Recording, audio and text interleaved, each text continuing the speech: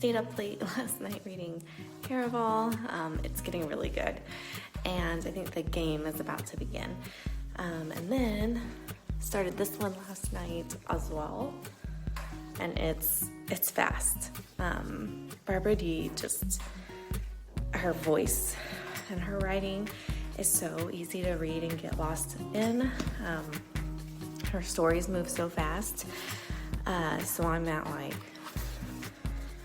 I'm already on page 55. So, and I just started it. It's really good. It's about climate change and anxiety with that, and the feeling of helplessness, which is so real. And I can't wait to see where this book goes. So I'm gonna do my workout and read, and then ready for work.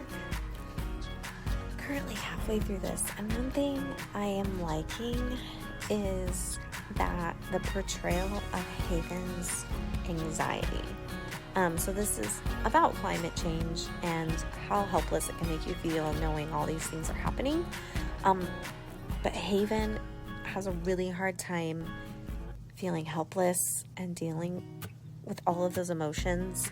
And the way Barbara D explains that, and I can feel her spiraling out of control, makes this book feel so real, which is something I love that Barbara D does. So I think that's what's keeping me reading, is how is Haven going to get through this point of her life, because she can't save the planet, but she can do things, but her figuring that out.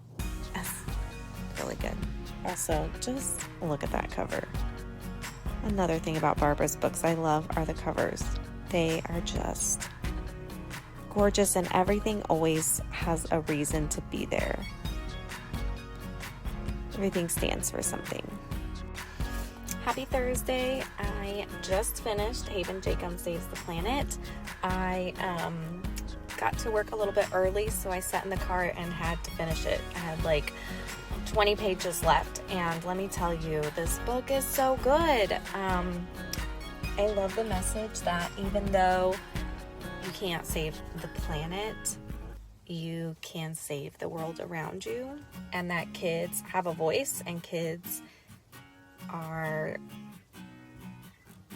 can be change makers, and adults should listen to kids. And Barbara D even wrote that in her acknowledgments, that this book, isn't based on her life, but it's based on listening to kids, and she knows that this is a problem, and she's listening. And I really like that message. So thank you, Barbara D and Media Masters Publicity, for sharing this book with me, because it's amazing, and it comes out at the end of September, so make sure that you get it right here. Also, the last line was adorable, but I'm not going to tell you what it was, but it was adorable and perfect. It's a Friday afternoon, and I've got a library haul to pick up, but I thought I'd take you in with me and maybe pick out a few comic books. So, let's go.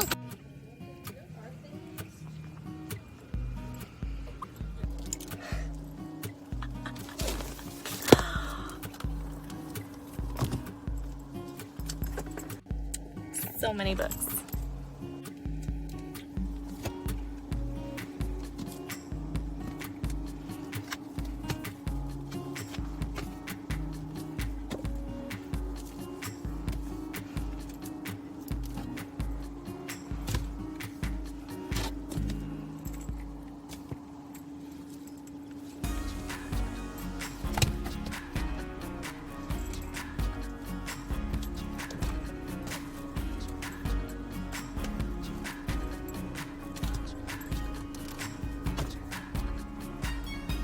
Comic book weekend. It's Saturday, and I'm so excited because two people that I follow on YouTube, Cassandra Lynn and Katie is Reading, are hosting a readathon. And I'm gonna participate as much as I can. Right now I'm headed to go get groceries. So while I'm driving, Of course, I'm going to listen to an audiobook. I'm listening to Beach Read. And I've got my favorite reading shirt. I put my book down for this from Book of the Month Club. It's my favorite. And I also brought my copy of Mirror Girls to read while I'm waiting for my grocery pickup and my food. So I'm prepared, and yeah, I'm really excited. So picked up a whole bunch of comic books yesterday. Those are always good for readathons. So here's to a day of reading. I also have an interview with 2 novel and verse writers for Legit Kid Lit coming up this afternoon. So have to pause for that, but it'll be okay. It's well worth the pause to talk to 2 amazing authors. So, you know.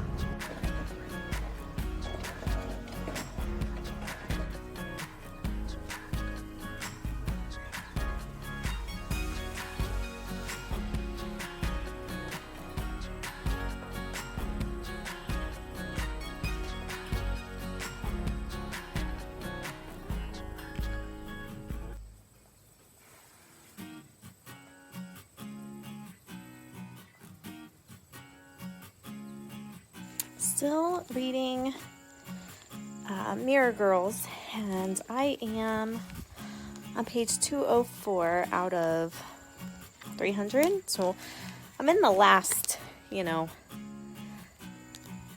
last half, and something just happened. Well, something was just revealed, and like I got a whole bunch of comic books to read today, but I haven't been able to put this book down. I did get lost on my phone for a little while, but I found my way back. But I don't really want to read anything else. Like, this is so good. Highly recommend. So I'm going to read and hopefully finish it tonight and see how it ends. I just finished this book, Nothing Can Possibly Go Wrong, by Prudence Shin and Faith Erin Hicks. I love Faith Erin Hicks. Guaranteed to read anything that she puts out. I love her drawing style, but this book, I only got it because it was her name, and it ended up being, it's young adult because it takes place in high school, but it's about a robotics team who needs, money for a tournament, and so they come up with a crazy scheme. The president of their group comes up with a crazy scheme of running for student body president, because the student council will determine where some money goes, and the cheerleaders also need money for uniforms, so they come up with a plan for someone to run for student council as well. Anyway, things just keep happening. There's also some family drama in it that I really liked about split families, but I have to show you these panels for the robotics. So they enter to win money a robotics, like what's it called, the wars where the robots fight each other. So here is one of the spreads. And I just love the action that they can put in this. And like I said, I love her style of artwork. She's just so talented, and anyway, love her comics. And I kind of liked that this one wasn't in full color. Every now and then, I really like those stories, that style of art. So anyway, hers aren't all like that, but this one was. So you should check out this book. It was a great, fun, quick read. I'm also going to move on to another comic book. I finished Mirror Girls, and so I've been moving on to a couple comic books. So this one is another interesting club. This one's Yo-Yo. So I'm really excited. Scholastic sent me this one in their fall preview for teachers, and I'm excited to dive into that one.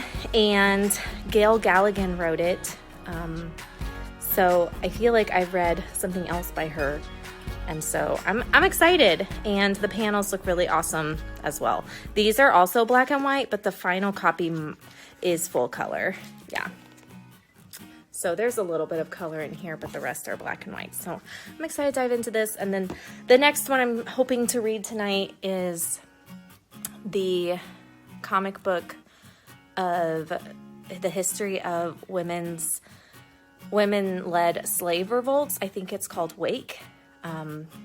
I've had it for a while, and I've just kind of been saving it for the right moment. I know that it will be heavy, but it's important to read that. And so I think it comes at a great time after reading Mirror Girls, because Mirror Girls takes place in Jim Crow South in the 50s, but it touches on their slavery, their ancestors, the slave ancestors. And so their ancestors who were enslaved is what I should say. So I think it's a good tie-in, a good book to read with it. And yeah, I look forward to sharing my thoughts about both of those books, and hopefully finish both of those tonight before I go to bed. And then I'll be reading Caraval as I lay in bed, because that's what I do. Never sleep. So it was a really good week for reading. I finished Haven Jacob Saves the Planet. Super quick read, an amazing read, and comes out at the end of September. So I hope that you all get it. It's an important one, as all Barbara Dee's books are, and she writes so well. So I hope that you check that book out. Mirror Girls was phenomenal. Kelly McWilliams wrote Agnes at the End of the World, which I loved. Also devoured, and it was marvelous. Mirror Girls, honestly, I will remember that book forever. It is a very important one. It's a ghost story, but also historical, and talks a lot about race and Jim Crow and racism and a lot of important topics, and I loved it. I liked the alternate or the dual point of view. I loved the spooky part of it. Definitely a great read. And the 2 graphic novels I finished were a lot of fun, and Freestyle does come out in October, so look for that later. Still reading Caraval. It's my bedtime book, and I'm glad it is my bedtime book. It's so dark and mysterious that it's just enough to keep me awake to read, but also it's a good mood. Like, nighttime reading is perfect for Caraval. Really loving it. And I started The Bluest Eye by Toni Morrison as part of Banned Book Week, one of the books I wanted to read for it. And so I'm reading that, but trying to take my time and enjoy the writing and all of the detail in it. And then my fun audiobook is Beach Read. Really love Emily Henry's books. She's a great romance author. And so I've been enjoying this one. It's also about authors, which is fun and kind of makes me in the mood to write. So yeah, I hope that you had a good week in reading. Leave me a comment telling me all about your reading. And if you think you're going to read any of these books, let me know. And thanks for watching.